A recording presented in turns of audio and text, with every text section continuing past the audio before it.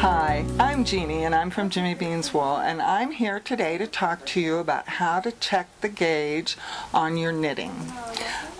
This is a question we get asked a lot. We don't mind you coming into the shop, but it's nice that if you were up knitting at 3 in the morning starting a new project like I sometimes do, that you can do this for yourself, and it's really not as hard as you might think. This is just a tiny little swatch. I actually recommend that you knit a bigger swatch than this, but this is something that I'm doing for another instructional video, so we decided to double do. So keep in mind that most swatches are 4 inches by 4 inches square, and a good idea is always to wash and block your swatch ahead of time, because the yarn will do a lot of different things. It will do what's called fulling, which will change your gauge, a lot of different things. So it's just a good idea.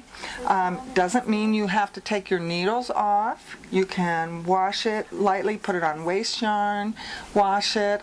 Another good thing, if you think you're going to have different needle size problems, I will knit about 4 inches with the original needle that I think the pattern calls for, that I know the pattern calls for, and then put a stitch marker there, like a locking stitch marker, knit along in a different size needle, put another stitch marker, and so on and so forth, depending, rather than knitting several different swatches. Does that make sense, guys? Mm-hmm. Victoria and Siobhan are here helping me get things right.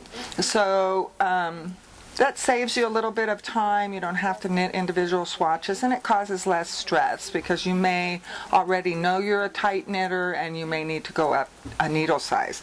So Siobhan's going to work in here and get in on my little swatch, which is actually knit out of our beautiful landscape collection, the Misty Alpaca. The colorway is called Forks Washington. How's my hands? They're good. I got a thumbs up. And this is a knit check. This is a Susan Bates knit check. There's several different kinds of knit checks on the market, but you'll notice this corner here is open, and there's a ruler. There's 5 inches on the bottom and 2 inches on the top. And the reason I say do a good size swatch is I like to measure in the middle of my swatch rather than right on the edge. A lot of new knitters will come in and they'll have 2 or 3 rows knit and they want me to check their gauge, and they're a little unhappy when I say you need to knit a little bit more because these edges are not very reliable for checking stitches. But you can see that I'm laying that open, what is that, an angle, open angle here on my stitches, and you can see that knit stitches, this is a stockinette piece, and they go in little V's, little upside down, well, not even upside down, they're V's that go up and down, and those are actually the stitches. If you count up, 1, 2, 3, 4, 5, that's the number of rows. And then to count the stitches across, you go 1, 2, 3, just count the number of V's, and that gives you the stitches across. So let's check the gauge on my little swatch here, remembering again that I advise you to do a bigger swatch than what I'm actually holding. So do as I say, not as I do. And you just kind of lay it here in the corner, and we can tell there's the 1 inch that we're getting 1, 2, 3 and half a stitch here. So we're getting 3.5 stitches, which is actually what this yarn suggests. So our needle size is doing pretty good for the suggested gauge on this Misty Alpaca Chunky.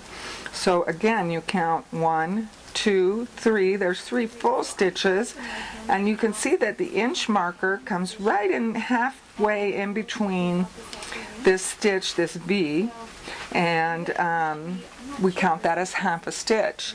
So it is very important how many stitches you are getting when you're knitting a sweater or a fitted garment. On a scarf or a shawl, you can relax just a little bit because it's a scarf or a shawl. If it's a little bit longer, a little wider, that's not so bad. You're getting a little more mileage out of your yarn. To count your rows, you do the same thing. You go 1, 2, 3, 4, and you'll notice, of course, that this is the way we don't gauge, but you'll notice that I'm getting more stitches for the rows than I am for the width.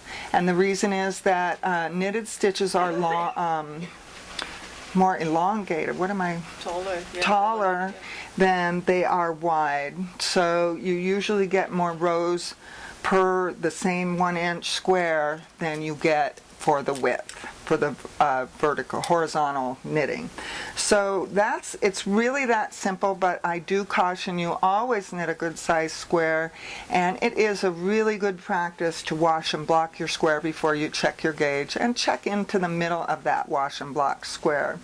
So I am Jeanne, and I'm from Jimmy Beans Wool, and I hope this helped you to check your gauge. Don't ever hesitate to come into the shop or give us a call. We can always give you a hand. But we want to give you the tools so that you can do it yourself.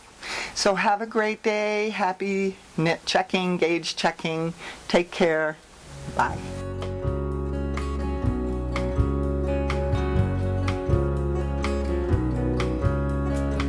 Thunder rumbles on this American summer night. There's kids on the corner, stuck in a switchblade fight.